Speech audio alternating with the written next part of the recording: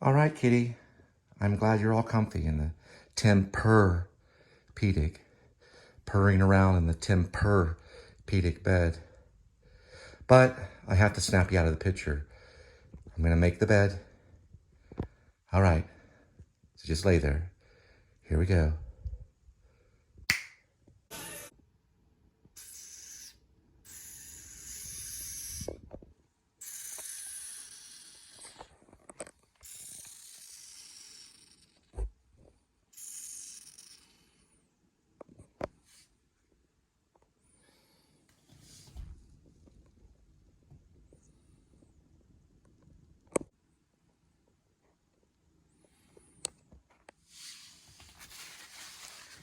Enjoy your cat condo, kitty. You never get in it or use it. But now you do. And if you didn't know, now you kitty.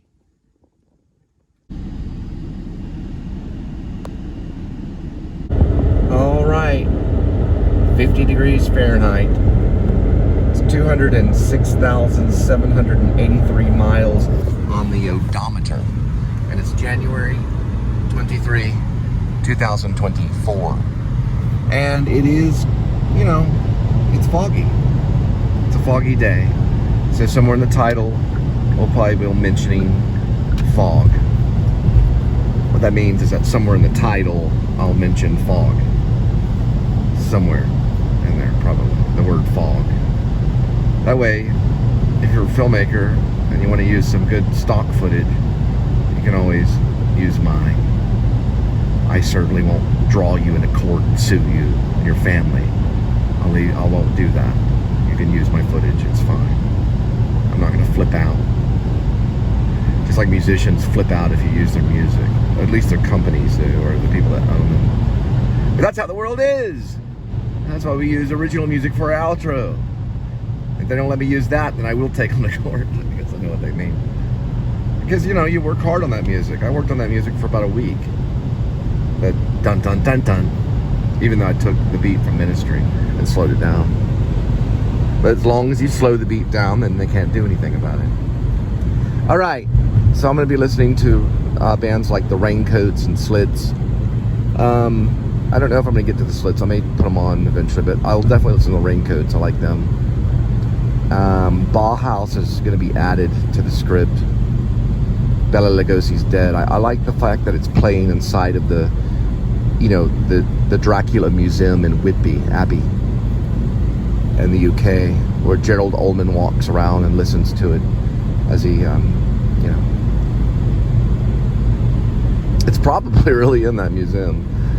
You know, as he takes note to Dracula and his life, or the fictional character. All right, and then today is delivery. All right, I put on some Slits. They sound a lot like the Raincoats. I'm probably gonna maybe switch it over to Bauhaus. Get my Bauhaus on. Oh, and I found out Stage West, $45 a ticket. I'm totally gonna be a playwright now. $45 for a one-seat ticket, and they have it in the round now at Stage West, according to the ticket diagram. I guess it's a ticket schematic, you know, where you choose your seat. They have it in the round, so the stage is in the center, and then it's in the round. $45 a ticket. Cost manana is between $39 to $50. So, big time playwright. I'm going to be crafting next project. So I'm going back to the theater. So UHM is my next play that I'll be writing, particularly for Stage West, to see if they'll accept it. If not, then I'll find someone. But that's good money, and some of that goes to the playwright.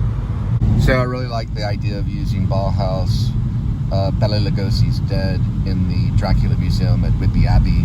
So he's like walking around looking, you know, and it'd be really cool if Gary Oldman took the role, because, you know, in a way I'm trying to tell Gary Oldman, you know, Bela Lugosi's dead. You know, he played Dracula. And it would be an interesting kind of, what do they call it? They call it mise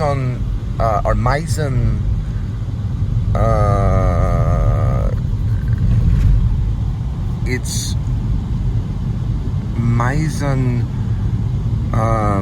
it's not mise en scene. That just means everything thrown on stage. Mise en beam, or mise en beam.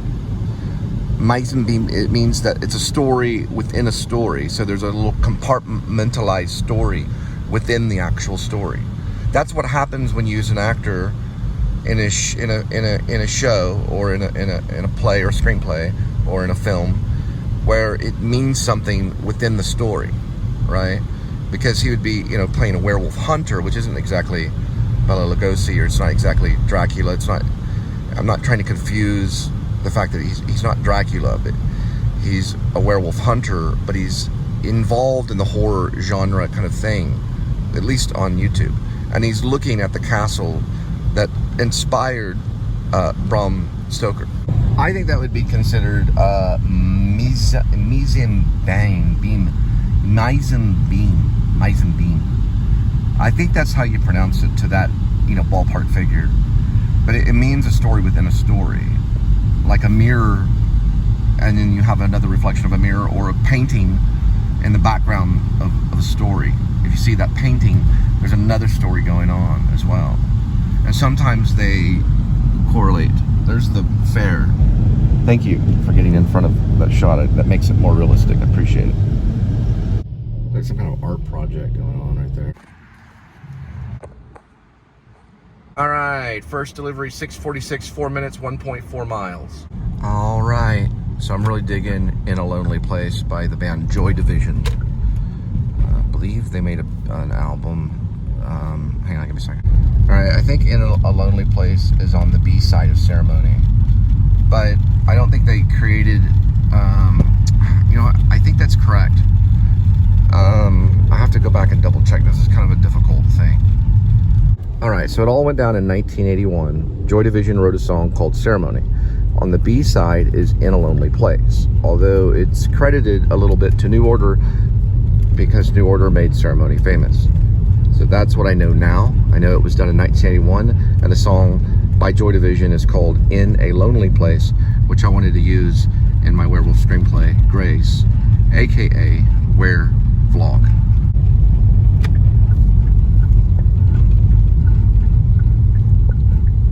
It's got a lot of drums and kind of goth sound.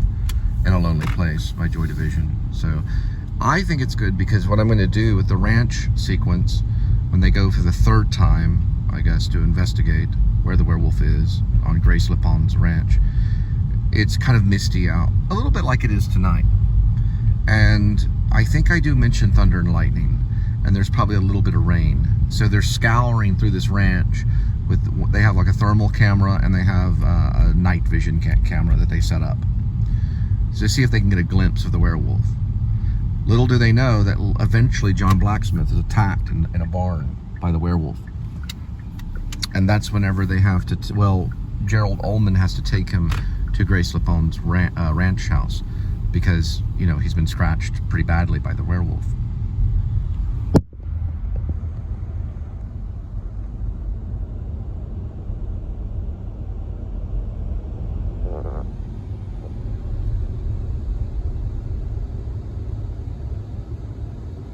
And I thought it would be really cool to bring in non-diegetic music. And what a better band than Joy Division, right? If we can't get them, then we get something similar. And we make up our own. That's what we do.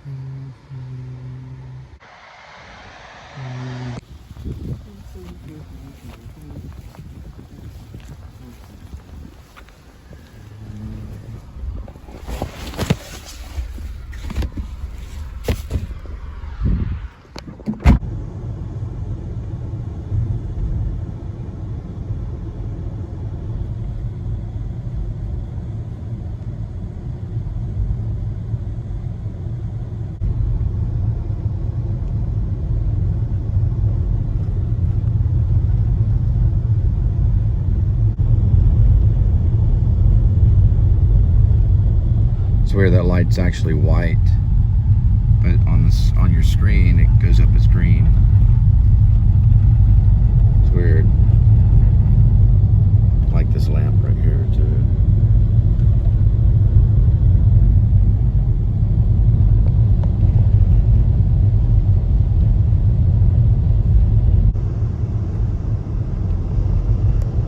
Alright, they do have another bright lamp like the one I saw the other day, but it's on West 7th. These are kind of cool too. They're just kind of brighter than normal. They don't have the shade on it though, the lamp shade that goes on the top. Alright, next delivery is going to be 7:21, 11 minutes, 5 miles. Alright, coming up on the skyline of Fort Worth, passing over the Trinity River. I think In a Lonely Place by Joy Division, I think it's meant for a scary movie. Sorry, there's too much fog. No go-karts tonight, nor mini golf. But I think In a Lonely Place was probably meant for a scary movie. I don't know if Joy Division thought about that. But there'll probably be like a lot of red flags thrown, you know. So what I'll probably do is say, okay, can we have some drummers mimic it, and you can bring in some keyboards that slightly are off, you know, off tone a little bit, make it a little darker, and not worry about lyrics. And they'll be like, well, yeah, you can do that all you want. All right, guys, it's time to pass the purple light. There's a couple of them.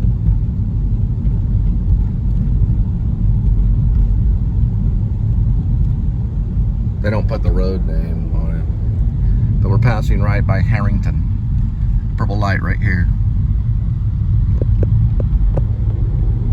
So if anybody knows my story, a long time ago I had run off. When I was gonna run off to Chicago. And there was some scare within my family that I wasn't doing so well because I kind of fell into a psychosis. This is a true story. I got out of the psychosis, and then eventually I decided to drive to Chicago, but I ran out of gas in Joplin, Missouri. Well, the car was left by the side of the highway, and I had walked into Joplin, where I spent either a night or two there, in a halfway psychosis, I guess you could say. And I went to a chicken place, and there was a young man, probably in his 20s, looked kind of suspicious. He had a necklace around his neck that had a claw. And some people try to get me to get into a car at a gas station. They're like, hey, get in the car and all this stuff. But I didn't. And eventually I went to a Taco Bell and asked if I could go through their trash can. And they allowed me to. And a police officer had pulled up and given me a little bit of money so I could buy, I think he gave me like a 20 or something so I could buy some food. I guess at the Taco Bell. I don't remember exactly how much he gave me, but it was enough to buy a meal. And then I kind of came to after, you know, I had a meal at Taco Bell. And then shortly after that, I called my mom and stepdad, and they picked me up. This was like in a maybe early 20s. Shortly after I did Stanley Kowalski, and a little bit after I was in Heidi Chronicles. I played the doctor, and I ended up dropping out of that, or I just had to leave. And I'd come back from like a stabilization ward and stuff like that. I was there for like 2 weeks. This is like in maybe like my 20s. I was on like a spiritual journey kind of thing, in some perspectives. But regardless, I had saw this guy at this chicken place, and I noticed his necklace. He was on his own, and he was eating quite a bit of chicken. He wasn't overweight or anything. He looked quite fit and just kind of on his own. And he noticed I was watching him, and as he ate his chicken, he kind of smiled to himself and looked down. There was this sense of like Satanism or something about him, you know, something kind of evil. Just how we can get around about anybody, really, if we look too closely. But he was eating his chicken on his own, and then as I walked off, I remember seeing him kind of run by quite fast. Like he was just running through the streets, going somewhere. Well, eventually they told me that there was a place where these young people would hang out. I guess like a shelter for young people, because this was in Missouri, Joplin, Missouri. I never went to it, but they told me about it. But I was a little messed up. Like I'd go to this like parking lot and just kind of wave at people for a while. That's what I felt like doing, and it was in my mind. I was kind of like blessing them. It's a very weird experience, but I got out of it and got better. But it was like I was waving, and I felt like as long as they could see me, then they would be blessed, you know? Some people thought that I thought I was Jesus or something like that. And, you know, I didn't really think that per se. I felt like I was kind of like this Christian soldier. I really did feel this. And when I would look in the rearview mirror, I'd see reflections of car lights and stuff. And I felt that there was a sense of evil in the world. And these people were kind of... It was a real weird experience. But nevertheless, in my mind, somewhere deep inside, I felt that young guy at that chicken place might have been like a werewolf or something. So there is a side of me that in a way kind of believes in that, and like maybe there was a werewolf coven. And Joplin is a weird place. I'm not saying it's coming out of Missouri, but way later, years later, I would go online and find out that there was a vampire game that was played, and part of it was online. It was an online vampire game, and some of it was set in Missouri and Joplin and things like that. I never played the game, but I saw it online. It was like a role-playing game. This has all happened to me in my 20s. You know, I had gotten a little lost, you know, in my head, and then I found my way back to reality after a few weeks. Really, what I needed was just proper rest and wholesome food. I think that helped me, you know, calm me down. And ooh, we got a split. Obviously it's not that way, but yeah, you definitely don't want it. Then you have to put on like lights right there. But people, it happens to people, you know. Oh my gosh, what is this? I'm gonna wait, go around that.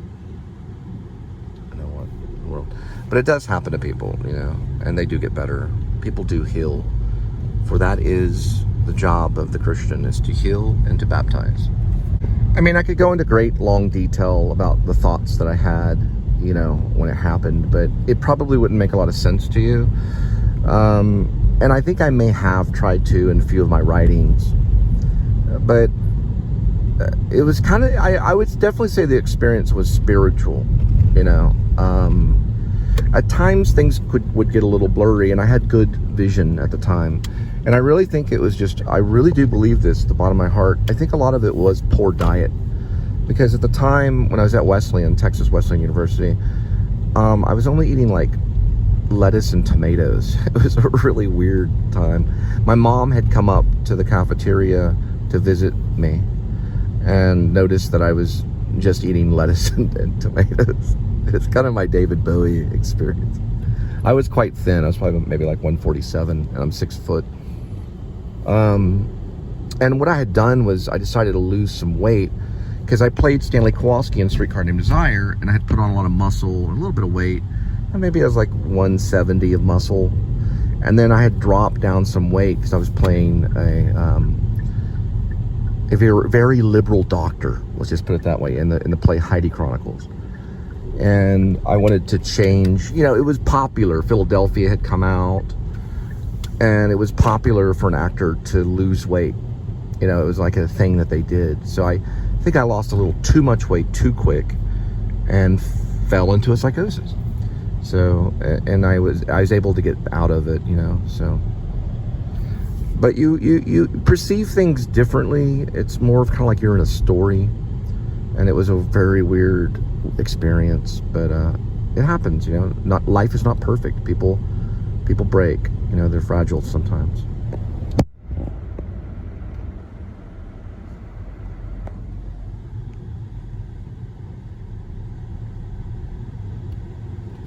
But I got better.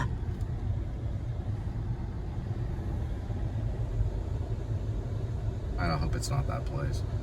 I don't know how I'm gonna get through. What in the world is that? I don't think you can even see that. Oh yeah, there it is. What is that?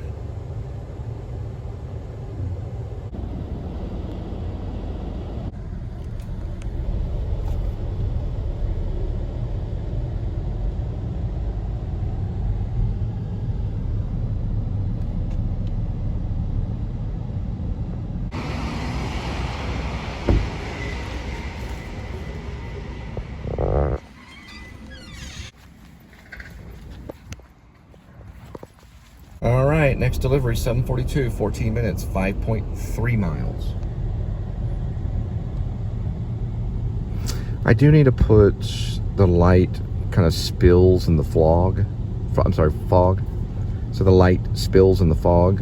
I need to say that, or the light spills through the fog in the screenplay somewhere. You know, especially the ranch sequence. So it's supposed to be like a lunar eclipse kind of thing is happening in the screenplay. And there's like this light that's spilling through the fog, and it gives kind of a storm and strum effect to the story when Gerald Ullman is searching, you know, through the ranch. And then of course John Blacksmith has Old Sherry, which is the nickname for the flamethrower. Another thing too about the flamethrower is a lot we can do with that because it's very bright. And so I haven't added the sequence where they wear they're like basically sunglasses to shield from the bright flame, you know, because if that, it's made out of silver, I guess, liquid silver nitrate. So when it sprays out on fire and it would hit the werewolf, you know, it would just disintegrate the werewolf pretty much, you know. So they're overprotecting themselves. They're not just using like a crossbow or something like that. And plus I kind of want to limit any type of guns on set. That's kind of the reason why I use the flamethrower, because we can always probably just put that in there, you know. There's a purpose for CGI if we could use it, because I'm just against guns now, especially on set, and I don't want to participate in any movie that has a gun on set. I've made that decision since what happened with Alec Baldwin, and I did the same thing when Christian Slater stepped up for an interview with a vampire because River Phoenix OD'd, and it was almost murder. You know, they just handed him a cup of a lethal substance and pretty much murdered him right there at the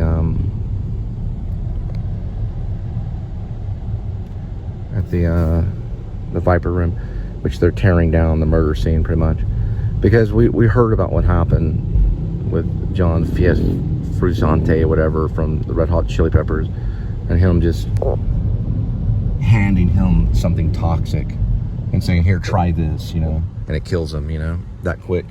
So from that point on, I've decided no drugs, you know.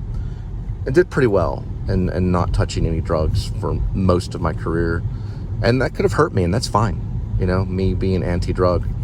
Another thing too is, since what's went on with Alec Baldwin, I decided no guns at all. So if we use a gun, we'll just use our finger, because you can use your imagination. You can get Jean-Luc Godard about it.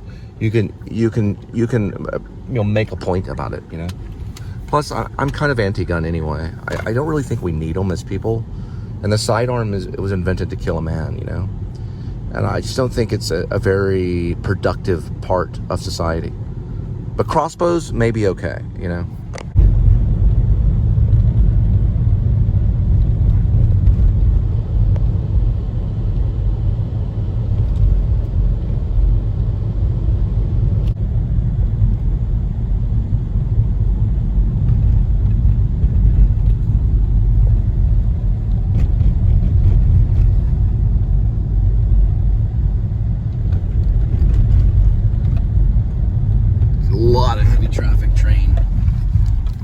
Train tracks, like 1 and 2 and 3 and 4, probably maybe like 10 train tracks in one little area. I remember this area right here. Like, yeah, this is striking a bell. I think this was not too far from when that Kiss, that tribute Kiss band, or maybe just a band that was playing. They were playing "Lick It Up." I'd driven by. I think it was not too far from this area, the north side area. Is it some? I guess it was like a bar or something, like an outdoor bar. It's pretty pretty cool. I could recognize it a little bit, and I looked it up and realized that Kiss had a band. I mean, the Kiss had an album called Lick It Up. You know, I was telling that story. The guy had one of those ring things that you could talk through. He's like, just leave the pizza on the patio. So I pressed the button and the thing, I said, are you a size 14? And he just laughed. I didn't really do that. No, I didn't do that. Was she a great big fat person? This is a weird line. A great big fat person. It's weird. His name is Thomas Harris, the writer. It kind of talks like this. I heard, you know, he has this weird voice. Kind of talks like that.